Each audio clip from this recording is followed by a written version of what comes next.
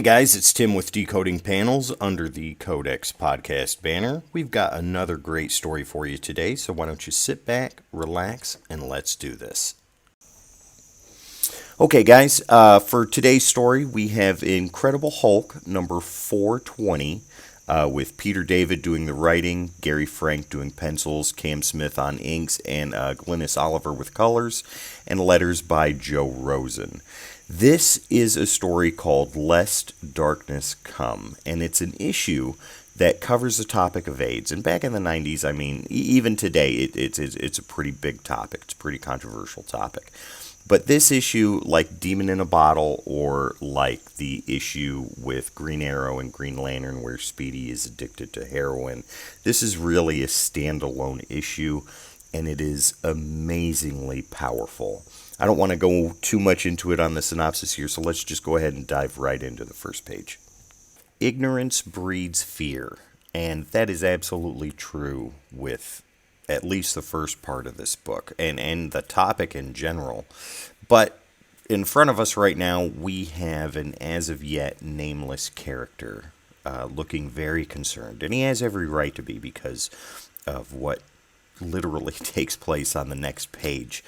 But down below, we've got that Bible scripture right there, John 12:35. And it says, "Walk while you have the light, lest darkness come upon you." And that really applies to the whole issue in general and what takes place. And as I said, first panel, upper left corner, that person gets cracked hard on the head. And come to find out, the whole reason for what's going on here is that there's a protest at this school because of a child who has AIDS. And the people protesting are on both sides of the issue. And we know how hot things like that can get. People getting very passionate on one side and the other. And there's a news reporter there. Her name's Hildy Johnson. She's covering the story as riots start to take place. Now, the decision initially was made to let the kids stay in school, but some parents got upset, and it caused a firestorm of protests. Now, while people on both sides of the argument are inside the school meeting with school officials, tempers are obviously flaring and people are starting to get hurt. Switch over to Betty Banner. She's had a hard day of work and she's getting ready to leave when a helpline at the place she works at starts to ring. Betty's asking around if anybody can take that call, but it ends up that she's the one that's going to have to take it herself. Obviously, there's a nervous man on the other end. His name is Chet. And when he asks Betty her name, she tells him that they're not allowed to give out real names. But he insists. You know, he's kind of pushing real hard on that. So she gives him a fake name, Vicky. Because, you know, like I said, real names are not supposed to give out. And that's for their protection. Chet is obviously distressed, and he can tell that Betty is in a hurry to leave with the way she's talking on the phone. But Chet reveals that he just found out that he is HIV positive and he was planning to take his own life, but quickly ends the call and hangs up, leaving Betty rather speechless. I mean, she doesn't really know how to respond to that. All right, we cut right back to the protests at the school. The guy from page 1, you know, he's still holding his head. He's bleeding as the news reporter, Hildy, tries to get some sort of statement from him. And just as the police arrive and Hildy thinks things will get under some sort of control, the Hulk arrives in Hulk fashion. He knows the person that's hit. His name is Jim. And Jim and the Hulk have actually worked together before. Hildy, the news reporter, is obviously really shocked that the Hulk is there. She's really excited, and she barks orders at the cameraman to put Hulk back into frame. All right, we obviously have an ill-informed police officer here, and he's heard stories about the Hulk, but he doesn't believe them. He's not convinced for whatever reason. Now, the Hulk has heard this a million times before. Obviously, it's pretty irritating to him, and he tells the officer, you know, in not so nice a way, to just move, just get out of the way. But the officer disagrees, and he lets loose a blast from that shotgun. Obviously, the Hulk is impervious to stuff like this, and he really gives the officer a mouthful, talking to him about thinking before he shoots. Because if the Hulk hadn't blocked whatever he got shot with, that ricochet could have hurt somebody. And the Hulk tells him that. The Hulk tells him also, think about what you're going to say before you say it. Think about deciding to run your mouth before you do. Hulk's not happy. He's not happy at all, and as he's going over to his friend Jim to check on him, people are still thinking, that Hulk is all Hulk smash and things like that. But obviously he's not. He hasn't been for a while. And he corrects him pretty quickly as he makes his way over to Jim. Hulk has been keeping tabs on Jim since the Speed Freak incident way back in Hulk 388. Now, Hulk, if we remember, is currently with the team Pantheon. He has been for a little while at this point. And Jim is hurt pretty bad, and Hulk asks if he knows who did this. Jim says no, obviously he didn't see who hit him. It was just some guy. Hulk is angry. I mean, he asks the crowd, "Which of you dead men hurt my friend?" Crowd runs and screams in terror, and Hulk jumps off with Jim, taking him someplace safe. Back to Betty. She's been waiting by the phone, hoping Chet would call back, and he does. He apologizes to Betty, telling her that he's mad at God, he's mad at the world right now, and he got short with her, and he shouldn't have. Betty was praying he'd call back, and she tries to point him in the direction of someone that can help him way better than she can. But Chet isn't having any of that. Betty tells him they have information to help him, and Chet drops the bombshell. "Can they tell me what happens after I die?" How do you respond to something like that? I mean, Betty does the best she can do. She's reading information off these cards, trying to do something. And Chet even calls her out on that, too. Betty freezes. She lies, and she tells Chet she's not reading any information off of the cards. Betty comes clean. She's reading off the cards, but she tries to reason with Chet, letting him know they're just an information service. They're not really equipped to handle something like this. She's not trying to pass him along, but she's trying to get him to someone that can actually help him. Chet tells her, he likes her voice, likes talking to her, and Betty is obviously uncomfortable with that. And over the course of those 3 middle panels right there, we see that she comes to the realization that she's kind of invested now. She's in this whether she wants to be or not. Now, we see now that Chet is in a car. He's driving down some back road. And as quick as he called back to her in the first place, he tells her that he just needs to think.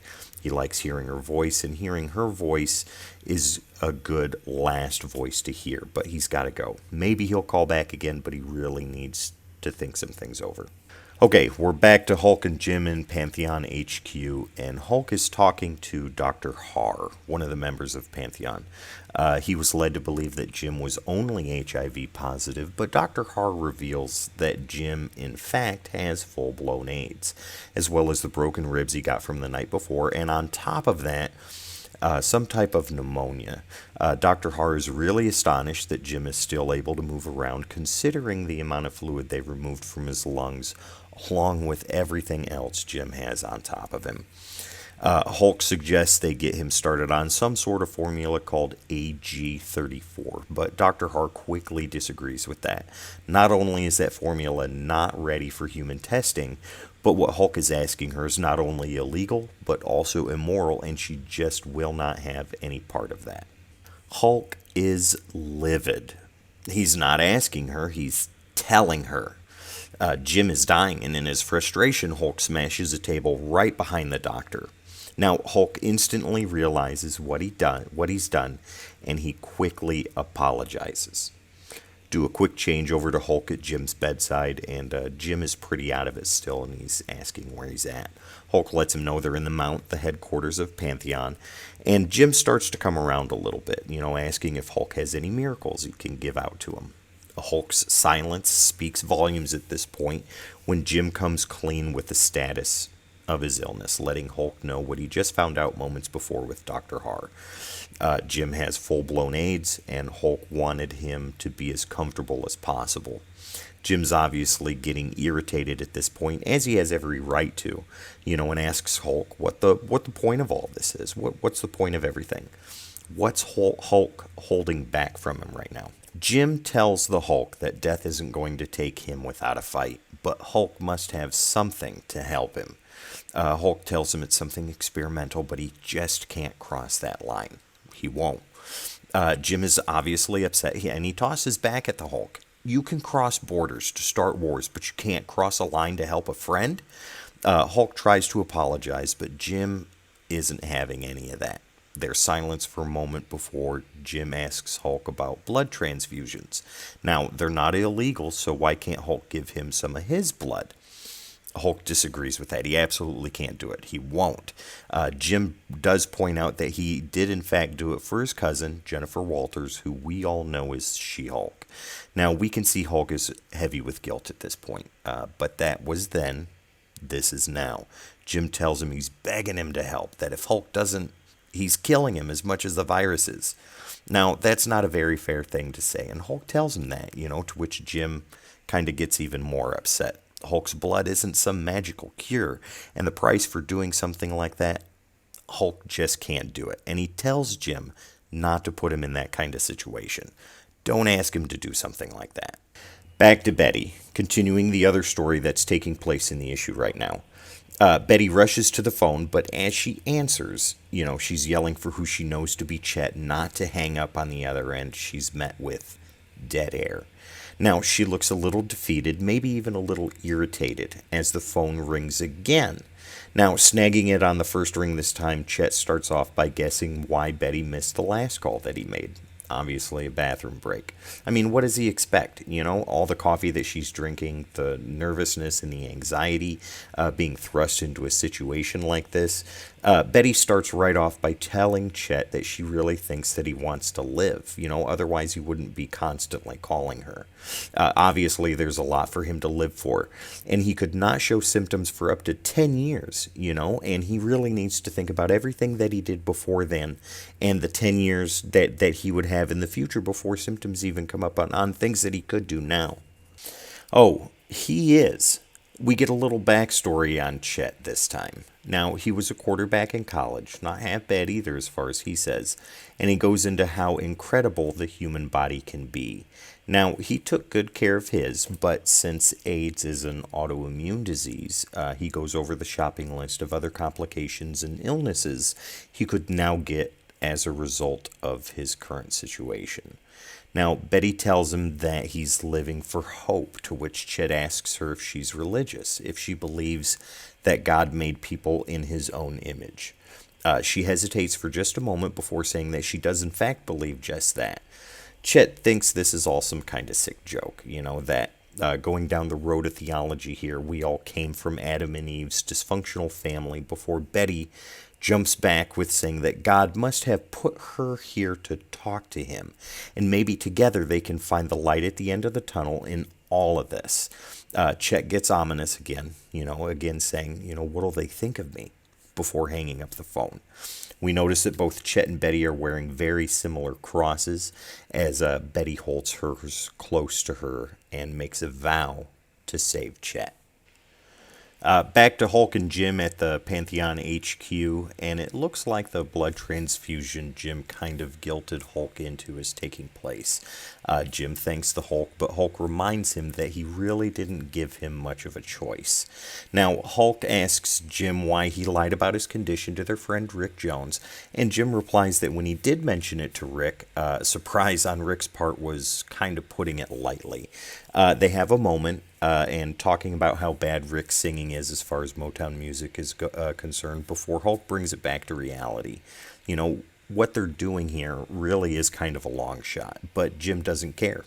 A shot is a shot, he says. At least they're doing something before Jim goes into a story about an old man that lived upstairs from him when he was younger, when Jim was a kid, and that old man's name was Smiley. Jim tells us about Smiley and how he got to the point where he just couldn't take care of himself when he got older.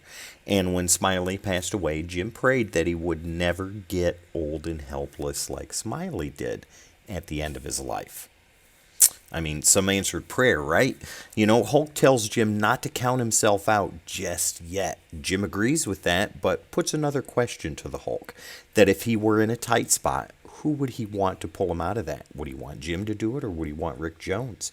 Hulk says it really depends, and Jim asks him on what. Hulk tells him whether it involved singing Motown or not. That brings Jim's spirits up as he laughs real hard, but that must have triggered something on the inside as he goes right into a coughing fit immediately after that, and Hulk yells for a doctor. Skip over to the news reports playing in a workout room in the Mount as Hector and Ulysses, both members of Pantheon, are working out, or rather Hector is beating the snot out of a punching bag and Ulysses is lifting a sandwich. The news reporter from earlier, Hildy, tells us the name of the kid pulled from school because of having AIDS. His name is Joey Harris, and we're shown just a little bit from interviews she did with people who work for the school as well as concerned parents. Now, the school official says that they have to weigh all of the parents' concerns, and if they started pulling their kids out of school, they'd have to shut their doors. The parent says that he has to watch out for his own kid, and though he feels sorry for Joey, it's not like he's gay or anything. Now, that obviously enrages Hector, who is gay, and he says that it's absolutely irritating to hear something like that. Ulysses tells Hector that he and people like him really only have themselves to blame because, he brings up misconceptions and stereotypes about bed hopping and bathhouses before Hector lays into him with a solid punch across the jaw. Now, standing over him, Hector tells him he could go on for quite a while on just how wrong Ulysses is. And even though Ulysses is on the floor, he still has to add in about missing the days when the word gay meant happy. We're back to Hulk and Jim now. Jim has gone through the grueling process of the blood transfusion, and Jim is telling him that it's working. He can feel it.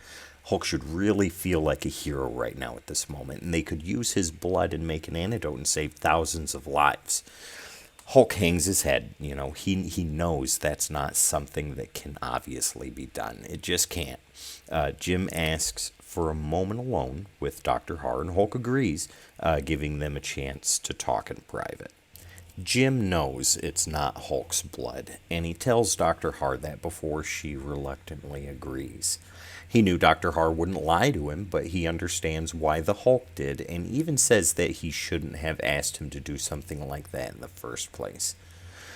Jim asks her not to tell Hulk that he knows that, and that she knows as well, and she agrees before Hulk comes back into the room asking why they're being so secretive. Dr. Har tells the Hulk some lame story, Jim asking her out on a date, and Jim even tells the Hulk he's feeling much better. They'll see him leap right out of the bed soon, and they'll see something amazing right as Jim passes away. It's later that day. It's an empty room now, just a bed, Hulk, and Dr. Har, as Dr. Har tells Hulk she's sorry for Jim's passing. Hulk kind of figured it out, though. Jim told her not to tell him, and that he knew there was no transfusion of Hulk's blood. Hulk stares at her for a moment, and they both kind of answer each other with their silence before Hulk crashes through a wall to start dealing with his grief and going through the grieving process of losing one of his friends. It's later that evening, and Hulk is at the place Betty works at. Hulk is going over the what ifs at this point, maybe thinking he should have given Jim that blood transfusion. And maybe because of that, because he didn't, that he in fact did kill Jim. Betty reminds him that if he did in fact do that, given Jim his blood, it could have turned him into a monster and affected so many other people, and other people could have died as a result of that. And as Hulk and Betty continue their conversation, the phone suddenly rings and Betty grabs it quickly, asking if it's Chet on the other end, to which, of course, it is, as we see him driving in his car, and Betty's kind of giving him her real name at this point, letting her know that she is, in fact, Betty Banner, the wife of the Incredible Hulk.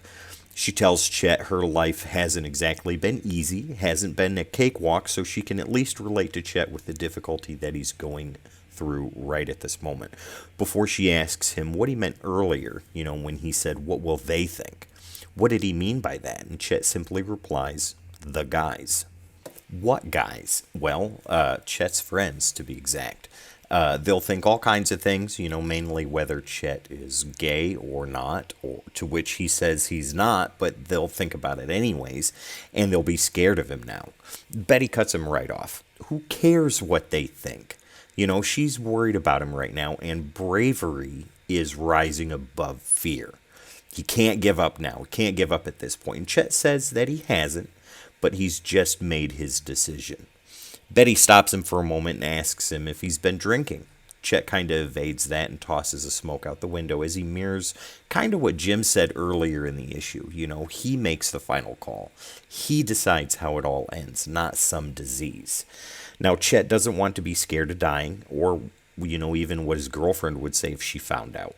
Well, wait a minute. If Chet, she has a right to know, and Betty says that before she can hear some kind of noise in the background.